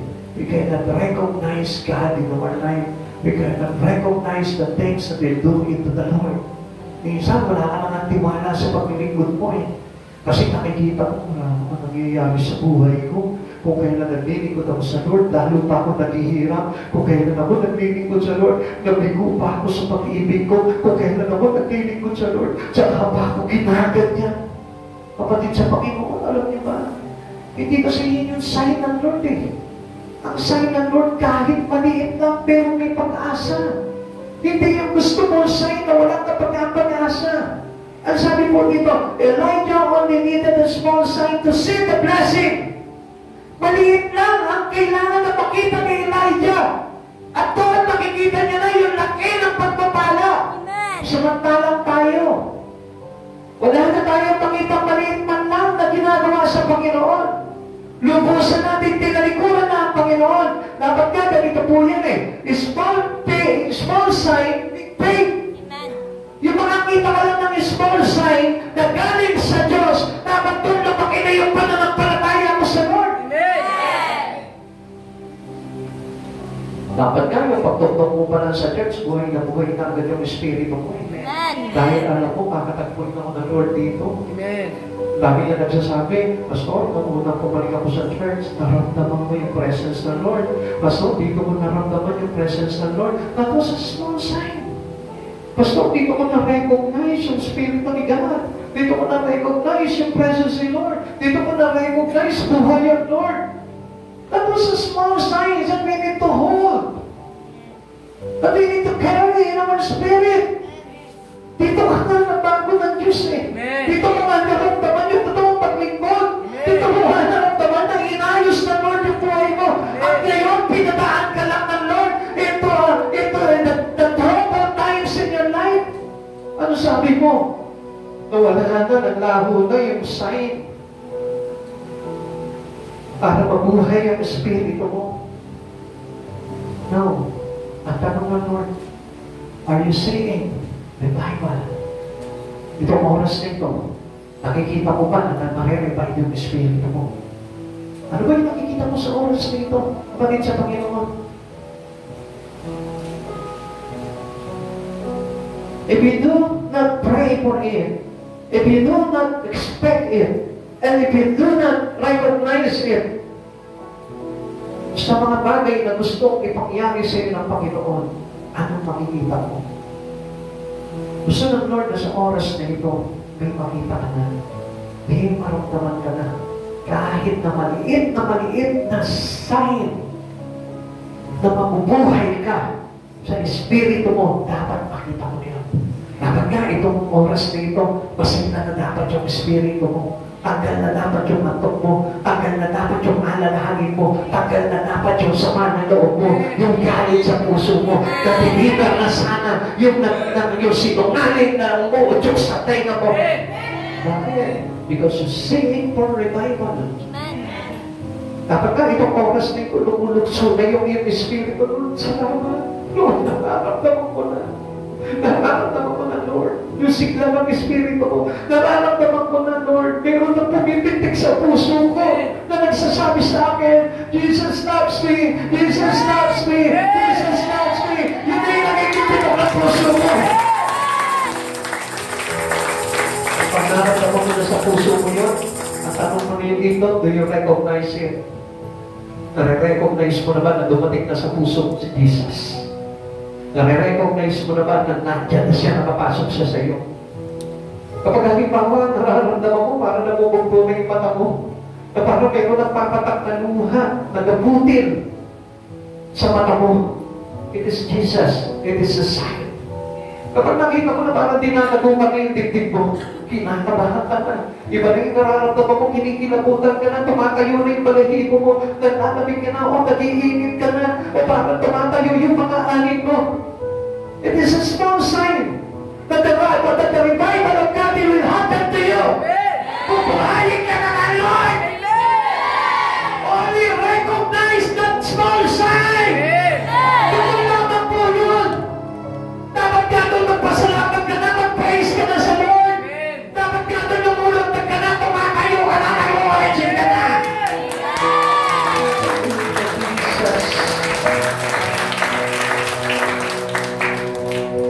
Dapat na, hindi mo na mapigilan, hindi mo na makontrol yung sarili mo. Magkakawin ko. Nahihinig na ako, Lord. Gusto ko mag-worship sa'yo, Lord. Gusto ko tumundo sa'yo, Lord. Gusto ko makaramdaman ito sa harap ako, Lord. Dapat nga yung oras na ito. Sarap ka na doon sa maliit na sign na yun na nagsasabi sa'yo, pupurhayin na kita. Pupuhayin ko na yung iyong spirito. Ibabalik ko na sa iyo yung presensya mo. Ibabalik ko na yung pagsama mo sa iyo. Matitinihintay ka ng Panginoon. Tanong dito, is there evidence of God at work in your heart? Nararamdaman mo na ba siya dito? At dito naman, nakapasok na ba siya dito? Nararamdaman mo na ba siya dito? Dapat meron ka ng reaksyon ngayon na nandito na siya sa puso mo. Dapat ngayon, halos nanginginig ka na, halos nakakahanda ka na, halos hindi mo na ma-explain kung ano yung nararamdaman mo. It is because of the Spirit of God inside your heart. Dapat ngayon, nagsisisi ka na sa kasalanan mo. Dapat ngayon, pinagsisisihan mo na yung mga maling nagawa mo. Dapat ngayon, pinagsisisihan mo na yung pagkamalaki mo sa Lord. Dahil nararamdaman mo na the small sign that they're reviving your spirit in Christ Jesus. Kapatid, tingnan mo yung sarili mo ngayon. Are you sure na you're seeking for the revival in God? Alam mo, sa oras nito, kung talagang nararamdaman mo na si Jesus sa buhay mo, gusto ko malaman mo, ikaw mismo, tayo sa harapan ng Diyos at magmamanindoon kang magpapatira pa sa Kanya at sasabihin mo, do it to me, Lord. Do it to me the way that you did for me, O God. Bakit hindi mo magawa sa Panginoon yun? Tuluyan ka naman nawala ng interes sa Panginoon. Tuluyan ka naman nawala ng pagtitiwala sa Lord.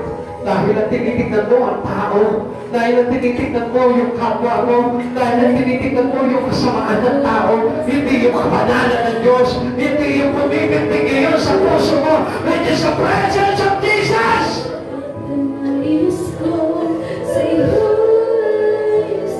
Bakit umuhusga ka sa tao? Hindi mo ba alam pinararaan ka lang ng Diyos dyan? Para hindi yan ang tingnan mo, kundi ang tingnan mo yung bagay na inilalagay sa puso mo ni Jesu Cristo.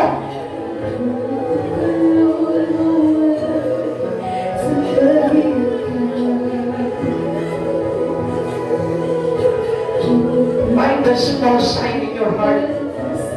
You must find it. You must recognize it. Nothing. Just pray for it and expect it. At kapag dumating na, recognize it.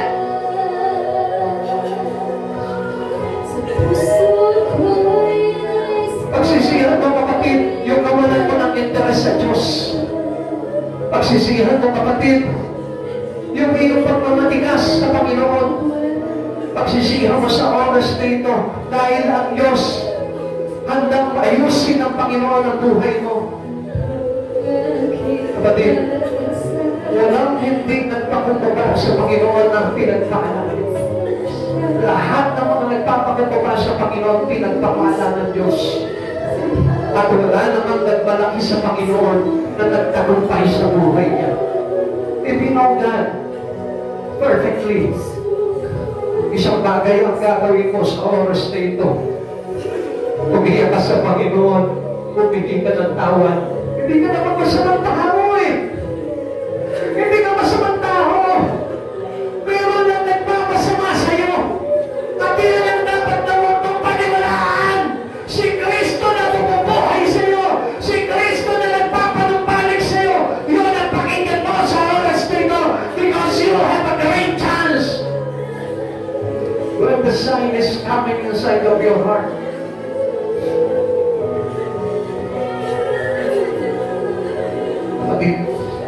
mas masarap na magpakumbaba sa Panginoon kaysa magmalaki. Mas masarap na yumuko sa Lord kaysa magmataas. Sapagat ang sabi ng Lord, kung sino ang nagpapakumbaba ay siya nang itataas at ang mga nagmamataas ay kanyang ibabagsak. And right now, brother and sisters in God, repent to God. Kung nararamdaman mo mahina-mahina ng espiritu mo, only, ang dapat mo lang gawin, magpakumbaba ka at magsisi sa mga bagay na nagawa mo sa Panginoon. Ano sabi ng Lord? At ika'y sasamahan niya at ibabalik sa iyo ang pagtitiwala at pag-asa. Balik sa Panginoon. Dalangin ko sa Diyos sa oras na ito. Ang pagpapakumbaba sa puso mo ay dumaloy. Sapagat hinahangan ng bawat isa sa atin na tayo ay panawarin ng Diyos. At sa pagsisisi natin na ito sa harapan ng Panginoon, ang Diyos ay nakahanda na panawarin ka at panauliin sa iyo ang iyong sigla sa paglilingkod sa Kanya. Bakit sa oras dito? Mahal ka ng Diyos. Minsan, iniisip mo lang yung sa sarili mo na akala mo pinagkaitan ka na ng Lord. Pero hindi totoo yan. Kasi mamali ka ng kaaway na. Sa totoo lang, ikaw na may struggle ngayon sa espiritu mo. Hindi mo ba alam, nasa iyo yung focus ng Lord ngayon? Dahil anong gusto ng Lord? I-revive yung espiritu mo, buhayin ka. Sumigla ulit yung iyong espiritu para mapaglingkuran mo siya. Tama, kapatid. Magsisi ka. Magpakumbaba ka. At ang pagsama ng Lord sa oras nito, idinadalangin ko sa pangalan ni Yesu Cristo ay sumainyo sa puso mo magpakailanman. Sa puso ko'y nais ko witan ka. Ang buong ko kaluluwa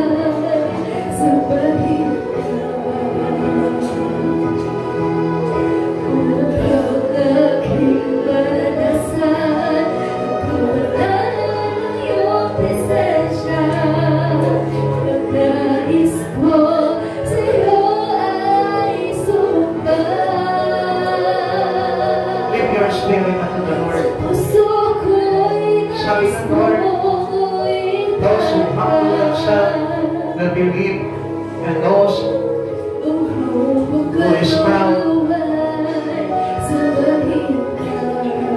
Sa oras na ito, kapatid, habang nag-ahambol ka sa Panginoon, itinataas niya ang iyong spirito 7 times.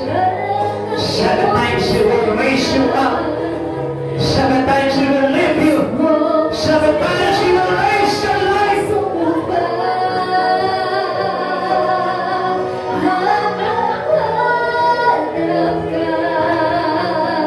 Salamat po.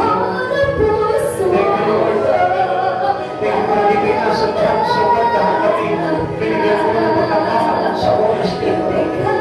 At sa oras dito, Panginoon, hinihingi ko sa iyo, Panginoon, Lord, palayain mo kami, Panginoon, sa aming pagkakataasal.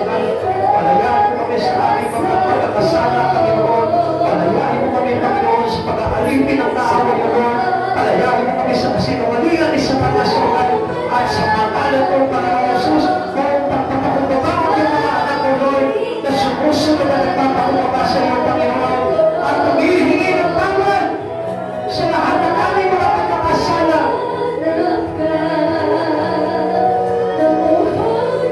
Receive the water of the Holy Spirit right now, in Jesus' name. Hallelujah. Be baptized by the Holy Spirit. Be baptized in the name of the Father and of the Son of the Holy Spirit. Let the power of the Holy Ghost, let the power of the Holy Spirit, let the rain fall in your life. Let Jesus revive your spirit.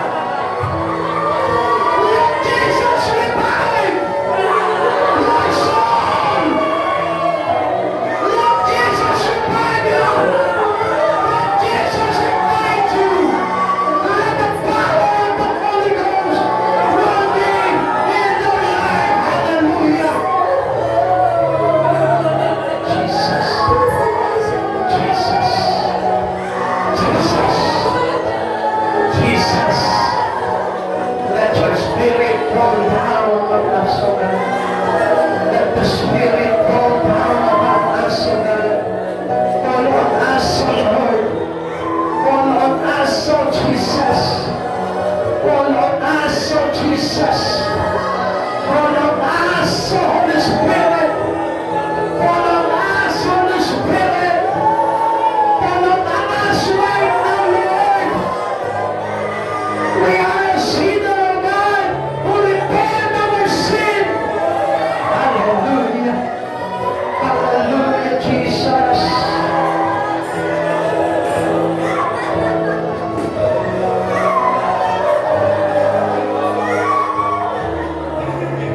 Jesus, Jesus.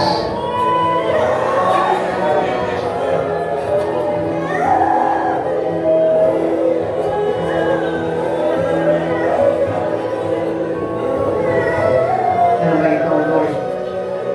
Pinapaikunutan kita, Panginoon, na gumalaw sa bawat isa sa amin, O God. Revive our spirit, O Lord. Palakasin mo ang aming mga espiritu, O God. Kaya mo, Panginoon, tanggalin mo yung aming mga takot, Panginoon, na paglingkuran ka.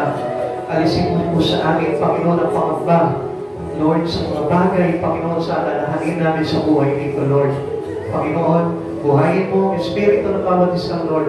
Even though, Lord, nagkasala kami sa iyo, Panginoon. Sabi mo, Lord, kung kami, Panginoon, ay magpapakumbaba, hanapin ka, manalangin, at alindan ng aming mga pagkakasala, muli mong ibabalik sa amin, Panginoon, ang kapayapaan at katiwasayan sa buhay nito, Lord.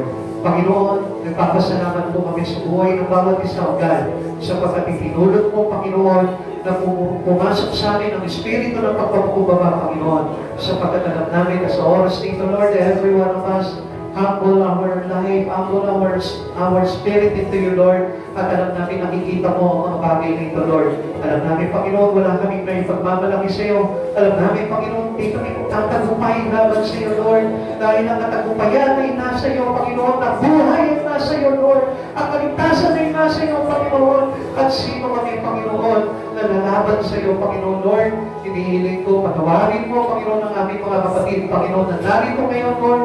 Lord, nagkamali man sila, lumaban man sila sa iyo, Panginoon. Hinihiling ko sa oras dito, patawarin mo po sila, Panginoon, Lord, at makita po nila, Panginoon, Lord, na wala kami magagawa kung hiwalay kami sa iyo, God. Maraming salamat po, Panginoon. Lord, ibinababa ko, Panginoon, sa bawat anak ko na narito ngayon, Panginoon, humihingi ng tawad, Panginoon. Lord, ang basbas ng iyong Espiritu, Panginoon, sa ngalan ng Ama, ng Anak, ng Diyos, Espiritu Santo, Lord, maghari nawa, Panginoon, ang Espiritu ng iyong bugtong na anak na aming Panginoong Jesucristo sa aming mga puso, O Lord, maging sa aming mga pamilya, O God. Panginoon, hinihiling namin ito sa pangalan mo, Panginoon Jesus, na mga pangyarihan, nagbigay sa amin ng kapatawaran, luminis sa aming karumihan, at luminis sa amin ang iyong banal na dugo, Panginoon, upang matanggal sa amin ang sumpa, Panginoon, ng mga nakaraan, O God. At sa oras dito, Lord, palalayangin mo kami sa pagkakaalipin ni Satanas sa aming buhay, O God. Lord, talagang po lahat ng kadena, Panginoon, na talagang po sa aming mga kamay, talagang po sa aming mga kamay, talagang po sa aming mga puso, sa aming espiritu, sa aming isip, Panginoon, kaya ako maging malaya kami lahat, O Lord. Every one of us will humble unto you, Lord, and we will receive, Lord, the power, the fire of your anointing, O Lord, that bring us into our service to you, Lord. Maraming salamat po, Lord. Tanggalin mo bawat limitation namin, O Lord, bawat reservation namin, Panginoon, upang matakot kami na magbigay ng panahon sa iyo, Panginoon. Lord, alisin mo po ito, Panginoon, upang nasa ganun, Lord, the joy of our service, O God, will bring us into you, O Lord Jesus. Maraming salamat po, Lord. Pagpalain mo po ang bawat isa, Lord, maging sa kanilang mga pangangailangan, at mga problema, Panginoon, dumating sa kanila, Lord. Ikaw yung Diyos na magiging kalutasan ito, Panginoon, at mga kabiguan, Panginoon. Lalagyan mo po ito, Panginoon, ng kasagutan, O God. Maraming salamat po, Lord. Bless everyone, O God. Ingagan mo po kami sa aming mga pag-uwi, O God. At ayahan mo, Panginoon, na ikaw yung Diyos na manugod sa lahat ng bagay sa aming espiritu, O God. Ikaw lamang, Panginoong Jesus, wala nang iba. Salamat sa iyo, Panginoon. Bless mo po ang church na ito, Lord, and let the revival of you, Lord, will happen in this church, O God. Salamat, Panginoon. Thank you for the fire of the Holy Spirit, O God. Thank you for the presence of the Holy Ghost. Thank you for your presence, O Yahweh. Jesus, maraming salamat po, O God. Ikaw ang aming kalakasan at tagumpay, magpakainaman. Sa iyo po namin ibinabalik ang lahat ng kapurihan karangalan. To God be the highest glory in Jesus' name. Amen. Amen. God bless you all. Pagpalaking tulay ng Panginoon. Hallelujah.